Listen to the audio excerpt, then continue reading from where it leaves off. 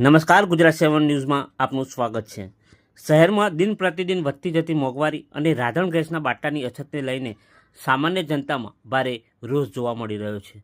આ જનતાના અવાજને વાચા આપવા માટે આજે અમદાવાદ નરોડા વિધાનસભાના વિસ્તારમાં કોંગ્રેસ દ્વારા જંગી વિરોધ પ્રદર્શન યોજવામાં આવ્યું હતું। ગુજરાત પ્રદેશ કોંગ્રેસના સમિતિના પ્રમુખ અમિતભાઈ ચાવડા અને અમદાવાદ શહેર કોંગ્રેસ સમિતિના પ્રમુખ શ્રીમતી સોનલબેન પટેલના માર્ગદર્શન હેઠળ આ કાર્યક્રમનું આયોજન કરવામાં આવ્યું હતું, જેમાં નરોડા વિધાનસભાના 3 મુખ્ય ward, Kubernagar ward, Naroda ward અને સરદારનગર વોર્ડના કાર્યકરો એકજૂથ થયા હતા। તારીખ 21/3/2026 શનિવારના રોજ સાંજે 5 કલાકે કુબેરનગરના રાજા વીર સર્કલ પાસે મોટી સંખ્યામાં લોકો એકઠા થયા હતા।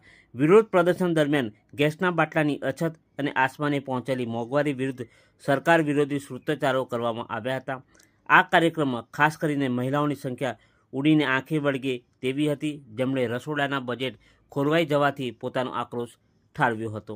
આ વિરોધ પ્રદર્શનમાં પ્રભારી શ્રી ઈશ્વરભાઈ દેસાઈ, કુબેરનગર વોર્ડ કોંગ્રેસ સમિતિના પ્રમુખ સુધાંશુ કુશવાહ, મહિલા પ્રમુખ તારાબેન પરમાર તેમજ વિસ્તારના સામાજિક આગેવાન જેઠાભાઈ પરમાર વિશેષ રૂપે હાજર રહ્યા હતા। તેમની સાથે વિવિધ મંડળના પ્રમુખો, સેક્ટર ઇન્ચાર્જ અને કોંગ્રેસ પક્ષના પાયાના કાર્યકરોએ મોટી સંખ્યામાં હાજરી આપીને કાર્યક્રમને વેગ આપ્યો હતો।